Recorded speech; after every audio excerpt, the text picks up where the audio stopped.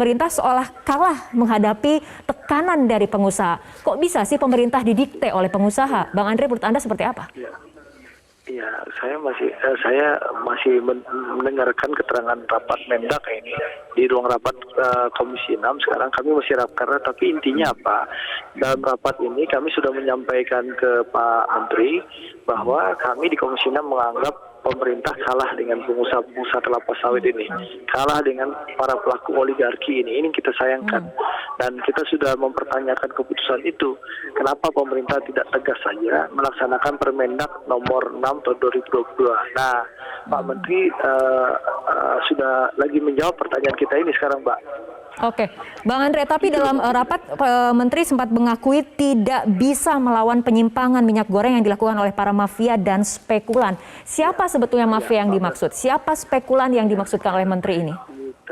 Kita lagi tanya tadi, Pak Menteri kita lagi tekan sekarang untuk menyampaikan secara terbuka siapa mafia-mafia itu. Tadi bahkan juga di Komisi 6, kita juga sudah menyampaikan ada pasal 29 Undang-Undang nomor 7 tahun 2014 tentang perdagangan, di mana di pasal 29 ayat 1 itu dinyatakan pelaku usaha dilarang menyimpan barang kebutuhan pokok atau barang penting dalam jumlah dan waktu tertentu pada saat terjadi kelangkaan barang, gejolak harga dan atau hambatan lalu lintas perdagangan barang. Nah, pasal 29 ini ada hukumannya. Pelakunya di pasal 107 itu bisa kena sanksi pidana 5 tahun penjara dan atau denda sebesar 50 miliar. Nah, ini kan ada dasar hukum sebenarnya, Pak Menteri. Jangan takut, jangan ragu untuk melakukan penegakan itu. Ini lagi kita desak, Mbak. Nah, sekarang kita lagi mendengar keterangan Pak Menteri menjawab pertanyaan-pertanyaan kami, gitu loh, Mbak. Oke, Bang Andre, artinya di DPR sendiri saat ini dalam rapat kerja akan kemudian terus dikawal sehingga akhirnya bisa terbuka siapa sebetulnya mafia yang dimaksud oleh Menteri, siapa pihak-pihak yang berspekulasi atau menjadi spekulan selama ini. Ini yang saya lagi mau dengar, Mbak. Ini Pak Menteri lagi bicara ini. Gitu loh. Pak, sebetulnya nanti sudah ada regulasi, artinya penegakan hukumnya seharusnya sudah jelas. Tapi kenapa bisa Menteri mengatakan tidak bisa melawan penyimpangan minyak goreng yang dilakukan oleh mafia dan spekulan? Apakah artinya memang ada kebuntuan komunikasi, koordinasi antara aparat penegak hukum dalam hal ini Satgas Pangan dengan Kementerian Perdagangan? Ini yang kita lagi mendengar pernyataan Pak Menteri, Mbak. Saya belum bisa menjawab karena Pak Menteri belum menjawab. Ini baru mulai. Mungkin nanti diskusinya bisa saya sampaikan setelah saya mendengarkan keterangan Pak Menteri gitu. Gitu loh, Mbak. Tapi sejauh ini Pak dalam rapat kerja belum ada solusi bagaimana kemudian mengatasi kelangkaan dan tingginya harga minyak. Apa? Sejauh ini dalam rapat kerja apakah sudah ada solusi mengenai kelangkaan minyak dan tingginya harga minyak? Iya, pemerintah baru menerangkan skenario keputusan ratas itu. Nah, ini saya lagi berdebat sekarang, Mbak. Nah, saya harus mengikuti perkembangan rapat ini. Kita lagi tetap mengejar soal DMO DPO ini. Nah, ini lagi berdebat. Mungkin nanti setelah diskusi dengan Pak Menteri selesai, mungkin saya bisa jelaskan hasil perkembangannya ya. Oke. Baik, kita ke... Ya. Siap. Oke. Baik, Mas Andre, kita tandu, kita ke Mas Tulus terlebih dahulu. Mas Tulus, bagaimana kemudian konsumen melihat situasi saat ini ketika merasa pemerintah dalam posisi yang kalah, bahkan mengakui tidak mampu melawan penyimpangan minyak goreng yang dilakukan oleh para mafia dan spekulan? Apa kemudian yang bisa diharapkan dari pemerintah dalam kondisi seperti ini?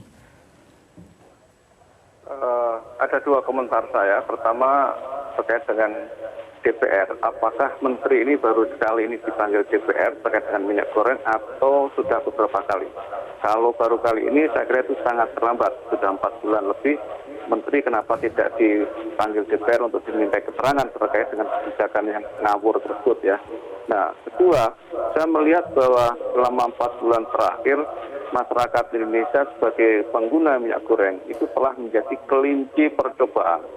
Ya, karena kebijakannya uji coba terus, dari A gagal pindah ke B, B gagal pindah ke C, C gagal pindah ke D, dan ujung-ujungnya kemudian pemerintah menyerah dengan tekanan atau industri mafia CPO.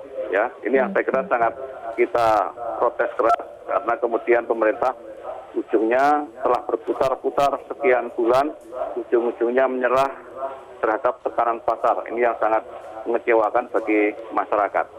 Oke.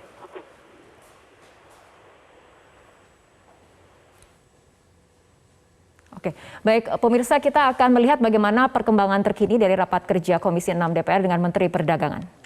Itu dari 14.600, 16.000, 17.000, 18.000, di Malaysia setara dengan 21.000 per liternya.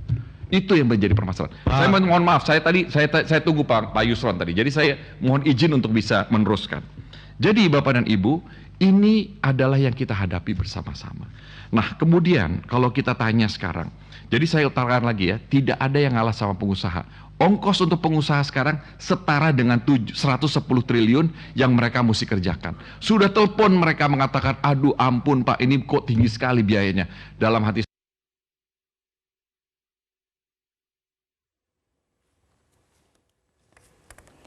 Baik, tadi adalah perkembangan terkini mengenai rapat kerja antara Komisi 6 DPR dengan Menteri Perdagangan. Kita akan kembali ke Mas Tulus. Mas Tulus, apabila kita lihat dari kemudian modus yang terjadi ketika kemudian HET dicabut, ketersediaan minyak goreng tiba-tiba melimpah dengan harga yang serupa seperti itu. Apakah ini merupakan memang sudah nyata ciri-ciri dari permainan ataupun praktek dari kartel ataupun mafia sendiri, Mas Tulus?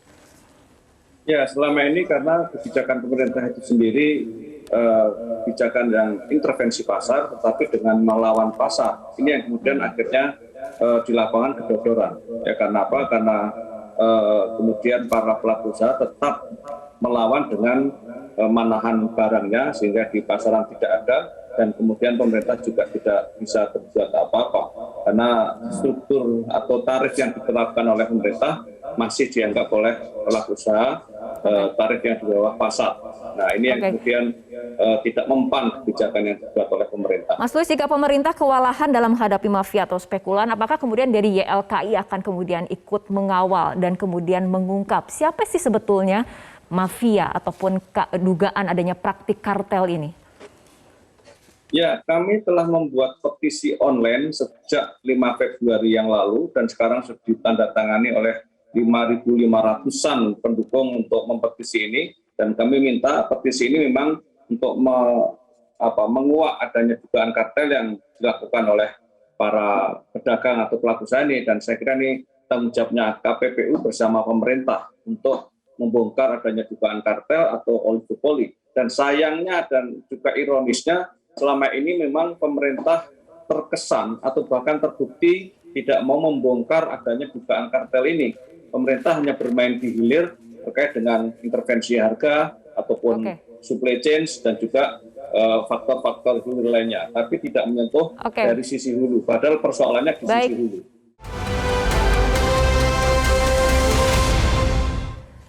Pemirsa, Menteri Perdagangan M. Lutfi berkelit saat ditanya mengapa sulit memberantas mafia minyak goreng. Menurut Mendak, instrumen penegakan hukum yang tersedia masih belum memadai bagi Kemendak untuk menindak spekulan nakal yang sangat rakus dan serakah. Bapak pimpinan, Bapak dan Ibu yang saya hormati, Kementerian Perdagangan tidak bisa melawan penyimpangan tersebut. Kalau tidak salah saya Undang-Undang Nomor 7 dan Undang-Undang Nomor 8, tetapi cangkokannya itu kurang untuk bisa mendapatkan daripada mafia dan spekulan ini. Jadi Bapak dan Ibu, yang terjadi adalah ketika kebanyakan daripada minyak ini tidak bisa dipertanggungjawabkan, makanya terjadilah kemiringan tersebut. Jadi pelajaran yang kami dapat dari sini adalah ketika harga berbeda melawan pasar segitu tinggi, dengan permohonan maaf Kementerian Perdagangan tidak dapat mengontrol. Karena ini sifat manusia yang rakus dan jahat. Pemirsa, kita akan lanjutkan kembali perbincangan. Mas Tulus, dilihat dari pernyataan Mendak barusan seperti itu, menurut Mendak instrumen penegakan hukum yang tersedia masih belum memadai bagi Kemendak untuk menindak spekulan nakal yang sangat rakus dan serakah.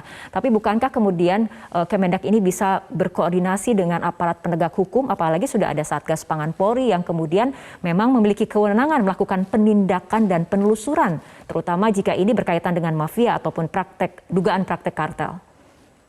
Ya, memang ini harusnya memang bukan hanya Menteri Perdagangan atau Kemendak sendiri yang bergerak. Kalau Kemendak sendiri yang bergerak pasti tidak mampu. persoalannya Mendak mau nggak jadi leader dalam upaya pembongkaran dugaan kartel atau adanya mafia atau adanya cupong dan segala macam. Kalau dari sisi undang-undangnya itu sudah sangat cukup. Ada undang-undang anti monopoli, ada undang-undang tentang perdagangan, ada undang-undang tentang perlindungan konsumen dan lain sebagainya. Nah, Kemendak ini kan harus bersinergi dengan lembaga-lembaga lain yang kompeten, ya, seperti Badan Pangan, Satgas Pangan, atau juga KPPU. Itu kan semua instrumen untuk membongkar adanya dugaan-dugaan mafia atau oligopoli. Tentu kalau sendirian tidak bisa, karena memang tupoksinya terbatas. Tapi Jadi kalau apa memang ini menurut Mas menjadi Tulus yang terjadi? Apakah memang ada kebuntuan komunikasi, kebuntuan koordinasi antara Kemendak dengan tadi yang dikatakan oleh Mas Tulus, pihak-pihak yang seharusnya bersinergi dalam hal ini? Saya menduga ini ada pembiaran yang secara masif dilakukan oleh negara untuk adanya praktek dugaan kartel dan oligopoli ini. Karena struktur pasarnya sudah jelas kok. Ada terintegrasi, ada industri sawit, industri minyak goreng, industri CPO, dan segala macam. Kenapa Anda mengatakan ini ada pembiaran, Mas Tulus? Ya, karena kan terbukti tadi pernyataan Menteri mengaku tidak bisa. Kenapa tidak bisa? Untuk apa jadi Menteri atau jadi pejabat publik kalau tidak bisa mengatasi persoalan publik? Padahal undang-undangnya jelas, instrumen negara, institusinya juga banyak, ada Kementerian Pertanian, Kementerian Perekonomian, dan juga KPPU, Satgas Pangan, Badan Pangan, Bulog, dan segala macam.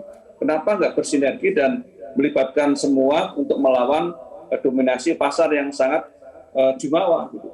Oke, apabila kita lihat dari harga, ini ada gap harga minyak curah dan juga kemasan. Apakah justru ini juga akan kembali memicu moral hazard dari pelaku usaha tertentu, adanya potensi penyimpangan distribusi lokasi minyak curah yang nantinya akan kembali lagi-lagi merugikan masyarakat terutama yang kurang mampu? Ya, sepanjang masih ada disparitas harga, itu memang berpotensi untuk terjadi berbagai anomali di pasaran, ya, karena disparitas harganya sangat tinggi. Dan kemudian konsep untuk memberikan subsidi kepada masyarakat menengah bawah itu sifatnya tidak jelas alias masih terbuka. Karena kalau memang tujuannya melindungi masyarakat menengah bawah dengan subsidi, harusnya subsidinya tertutup, by name, by address, dan kemudian terfokus kepada orang yang menerima itu. Jangan terbuka seperti ini sehingga akhirnya terjadi pertikaian antara kelompok mampu dan kelompok tidak mampu yang ingin sama-sama mendapatkan minyak goreng murah. Seharusnya pemerintah cukup punya data pembelajaran terkait dengan gagalnya subsidi gas melon. Ya, kenapa itu tidak menjadi contoh? Baik, Mas Tulus, di ronde 1 ini pemerintah sudah ada dalam posisi kalah. Untuk ronde kedua nanti agar posisi pemerintah tidak kembali dalam posisi kalah, artinya harus seperti apa? Apakah kemudian DPR harus kemudian membuatkan undang-undang untuk memberikan tambahan amunisi bagi Mendak untuk memberantas mafia dan juga spekulan, atau seperti apa menurut Mas Tulus? Ya, sekali lagi undang-undang dan regulasinya sudah sangat cukup. Ya, tinggal keberanian, tinggal nyali untuk melakukan eksekusi terhadap undang-undang tersebut. Bahkan institusi-institusi negara untuk membongkar itu juga sangat cukup. Ya, yang tadi kita sebutkan bersama-sama, ada Badan Pangan, ada Bulog, ada Satgas Pangan, ada KPPU, ya, Kementerian Perdagangan sendiri, dan lain sebagainya. Nah, kalau itu bersinergi secara kuat untuk melawan pasar dan kemudian mengaturnya dan memberikan sanksi dan seterusnya, itu sudah sangat cukup untuk melakukan pembongkaran-pembongkaran yang diduga kuat memang banyak melakukan pelanggaran terhadap regulasi. Sekali lagi, harus kalau hanya sinergi. Menteri Perdagangan seorang diri tidak akan mampu. Salah satu kuncinya adalah harus ada sinergitas antar semua kementerian dan juga pihak-pihak yang terkait untuk memberantas mafia. Tapi bagaimana dengan kebijakan selanjutnya? Karena apabila kita lihat dari Januari sampai saat ini, berbagai kebijakan Permendak kemudian dikeluarkan, tapi kemudian tidak ada yang memberikan efektivitas ataupun seperti macan ompong seperti itu, Mas Tulus. Ya, memang ini sebaiknya jangan tadi di awal saya katakan, ini masyarakat nampaknya memang dijadikan kelinci percobaan untuk menguji coba berbagai kebijakan pemerintah itu, kebijakan yang tidak bijak. Karena kalau itu sebagai sebuah kebijakan publik, harusnya kan sudah dikaji secara mendalam, ya, dari berbagai aspek. Tetapi ini kan sejak 5 bulan atau 4 bulan terakhir kebijakan itu selalu berganti. Oke, baik. Mas Tulus, kita harapkan dalam pertemuan ataupun rapat kerja antara Komisi 6 DPR RI dan Mendak yang kemudian masih berlangsung hingga malam ini akan ada solusi mengenai isu minyak goreng di tanah air ini. Baik, terima kasih Mas Tulus Sabari telah berbincang bersama kami malam hari ini.